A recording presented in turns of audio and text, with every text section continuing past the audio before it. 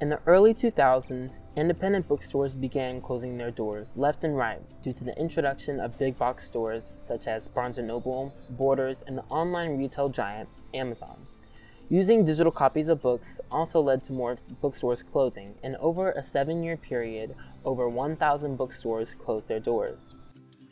However, according to the American Booksellers Association, the number of independent bookstores has risen 31% since 2009. This is mainly because major bookstore chains around the country began to lose sales to Amazon and eventually closed. This left room for independent and local bookstores within communities to make a comeback. Many people prefer local bookstores for the personal relationships gained from it, rather than online retailers who think of them as just another number. This led us to ask, are local bookstores thriving in our own community? Of the several bookstores in Knoxville that came about in this digital age, we conversed with Union Avenue Books and the Book Eddy. Union Avenue is an independent bookstore in downtown Knoxville, but we want people to come down here from all over the place, which we do. They do. Hello, I'm John Coleman. I moved back to Knoxville in 1990 to open a used and rare bookstore. Welcome to the Book Eddy. We struggle with people's not wanting physical books to read. We also see a drop-off in focused collecting of books. There's a lot of reasons for that. Some of it's just demographics, some of it is the changing age. People younger than me want to collect different things. Reading, people are busy. People don't read for pleasure as much as they used to. We experienced a decline over 8 years ago when we were located in Bearden.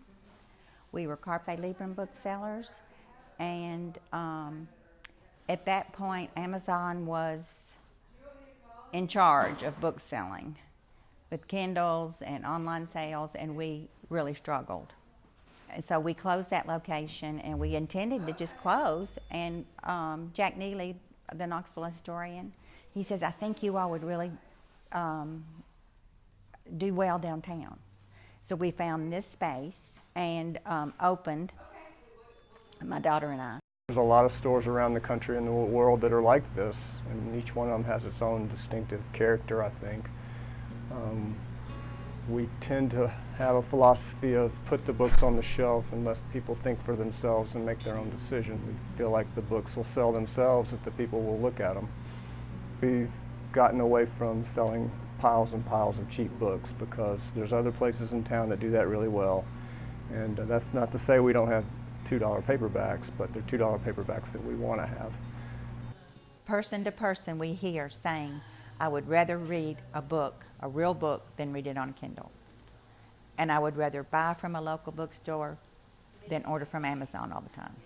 We hear that all the time. When one does good, it means the other ones are doing good. So we want everybody to succeed. Another prevalent bookstore in Knoxville is McKay's. McKay's is a buy and sell used bookstore that began selling DVDs, music, collectibles, games, and more to keep up with the times.